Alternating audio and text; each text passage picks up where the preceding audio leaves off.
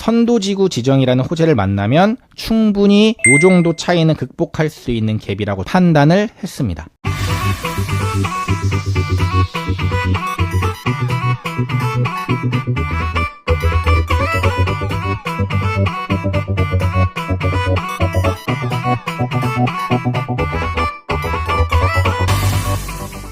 안녕하세요. 대한민국 1호 초이스 헬퍼이자 부동산 가치평가사 시크릿브라더입니다.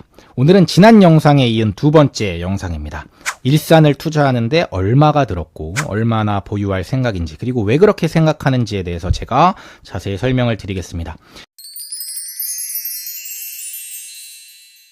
이번 영상은 투기를 조장하고 지역을 띄우려는 목적이 절대 아닙니다. 제가 22년과 23년에 대구에 투자했다고 떠들었어도 대구시장이 반등했나요? 아니었죠. 저는 그 정도의 힘이 있는 사람도 아니고 부동산 시장이 한두 사람이 어그로 끈다고 해서 딸려올 시장도 아니라는 것도 잘 알고 있습니다. 이번 영상의 목적은 향후 저의 투자 복귀 목적을 위해서, 그리고 수도권 투자를 고려하시는 분들께 도움을 조금이나마 드리고 싶어서 이 영상을 촬영하는 거니까 절대 오해하지 않으셨으면 좋겠습니다. 투자금 그래서 얼마 들었어? 아마 이게 제일 궁금하셨을 겁니다. 결론부터 말씀드리면 제 투자금은 1.5억입니다. 어떤 단지를 투자했는지가 나와야겠죠? 첫 번째 포인트, 일산에서 선도지구 지정 확률이 가장 높은. 두 번째 키워드, 중대형 단지의 전용 101제곱미터. 세 번째 포인트, 샤시 포함 올수리. 네 번째 포인트, 시세보다 3천에서 5천 정도를 싸게 매수. 다섯 번째 포인트, 전세가 껴있는 물건의 갭 투자. 여섯 번째 포인트, 세금 제외 순수 투자금이 1.5억입니다. 힌트, 요 정도 드리면 아마 어느 단지인지 눈치를 채시는 분들이 있을 것 같아요. 이게 1.5억에 돼? 라고 생각하시는 분들도 있을 것 같습니다. 제가 가장 많은 고민을 했던 부분은 일산의 수많은 단지 중 어디를 선택해야 하느냐. 그래서 저는 선도지구 가능성을 가장 우선순위로 뒀습니다. 그래서 사실 서구와 동구 쪽을 이제 재다가 저는 조금 더 확률이 높은 동구 쪽, 물론 그 누구도 알 수 없는 거예요. 현재까지의 정황상 해당 단지는 선도지구로 지정될 확률이 가장 높은 단지 중 하나라고 저는 생각을 합니다. 현재 계획대로라면 아마 5월쯤에 선도지구 지정 기준이 이제 발표가 될 거고 12월쯤에 선도지구가 지정될 확률이 높습니다. 12월까지 느긋하게 매물을 기다려볼 생각이었는데 제 조건에 맞는 괜찮은 물건이 딱 나왔어요. 그리고 제가 원하는 가격대까지 내고가 됐고, 그래서 과감하게 매수를 결정했습니다. 일기 신도시의 재건축 여부, 그리고 속도와 무관하게 이 선도지구 지정 자체만으로도 저는 호가가 많이 오를 거라고 저는 생각을 해요. 물론 제가 선택한 단지가 선도지구가 되지 않다고 하면은 좀 리스크가 있긴 있습니다. 사실 어떻게 될지는 아무도 모르는 거니까. 하지만 어디까지나 이게 저의 상상일 뿐, 중요한 건 현재 가격이 중요한 거예요. 현재 가격이 싸지 않으면 아무리 좋은 호재가 있더라도 저는 매수를 안 한다고 말씀을 드렸죠. 지금 보시는 이제 그래프는 같은 일기 신도시 내에 있는 단지를 비교 평가한 그래프입니다. 22년 일기 신도시 특별법이 있었음에도 불구하고 그 빨간 색깔 그래프, 일산의 그래프는 전고점을 찍지 못했어요.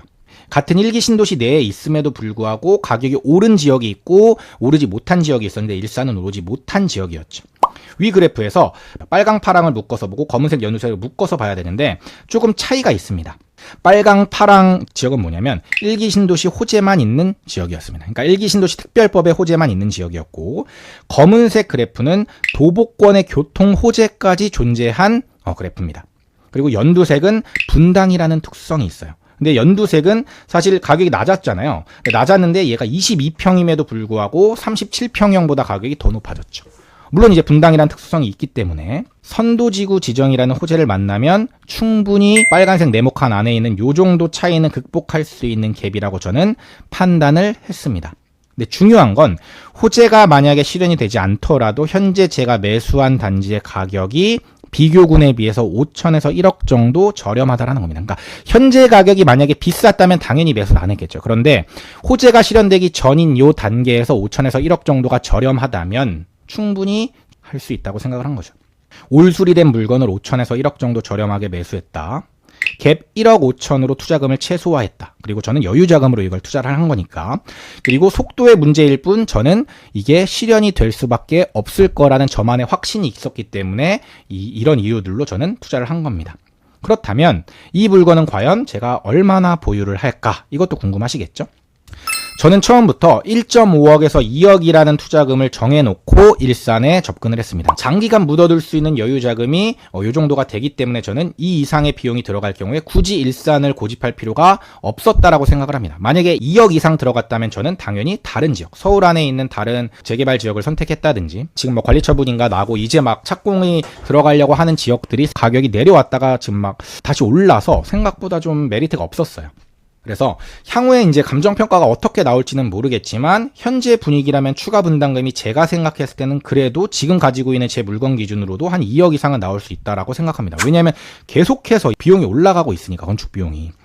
물론 생각보다 입주가 빨라지고 계획처럼 입지 가치가 좋아진다면 나중에 제 생각이 바뀔 수도 있는데, 어쨌든 지금 현재 상태로는 제가 직접 거주할 생각은 사실 낮기는 합니다. 저는 지역별 투자 원칙을 이렇게 정해놨어요.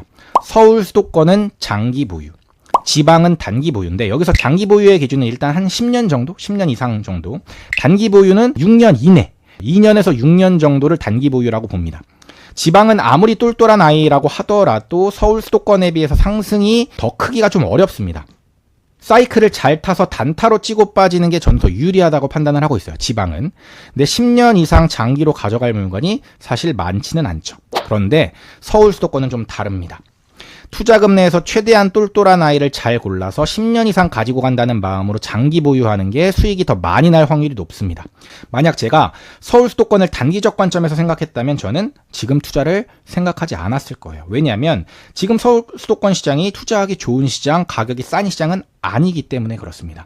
주택 구매력 지수, 소득 대비 저평가 지수, 전세 대비 저평가 지수, 전세가율, 그 어떤 것도 긍정적이지가 않습니다. 만약에 단기적 관점으로 접근했다면 전세가가 더 붙을 확률이 높은 25년이나 26년 정도의 갭 투자를 해서 2년이나 6년 정도 보유한 다음에 매도하는 전략을 썼을 것 같아요.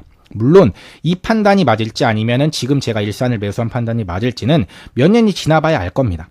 저는 장기적 관점에서 더 좋은 단지를 오래 가지고 가는 전략을 선택을 한 거죠. 결론적으로 저는 이 단지가 재건축이 될 때까지 가지고 갈 생각이에요. 만약 선도단지가 지정이 된다라고 하더라도 최소한 10년 정도는 걸리지 않을까라고 예상을 하고 있습니다. 물론 중간에 제가 생각하는 것보다 가격이 오버슈팅이 돼서 많은 수익이 나는 상황이고, 그 당시에 제가 생각하는 더 좋은 투자처가 보인다면 저는 갈아탈 수 있지만, 기본적으로 10년은 가지고 간다는 생각으로 느긋하게 기다릴 생각입니다. 제가 지난 영상과 이번 영상에서 일산을 매수한 이유, 그 다음에 투자금, 예상 보유 기간, 그 다음에 대략적으로 어떤 포인트로 여기를 매수했는지에 대해서 말씀을 드렸습니다. 다시 한번 강조하지만 저는 투기를 조장하기 위해서 이 영상을 올리는 게 아닙니다. 그러니까 부디 오해 없으셨으면 좋겠고요. 이 영상을 보시는 모든 분들이 이 영상을 통해서, 그리고 제 글을 통해서 직간접적으로 도움을 받으셨으면 좋겠습니다. 오늘도 여러분들이 좋은 선택을 하는 하루가 되셨으면 좋겠습니다. Make a good choice. 지금까지 시크릿 브라더였습니다. 감사합니다. 시크릿 브라더 채널을 구독, 좋아요, 알림 설정 부탁드려요.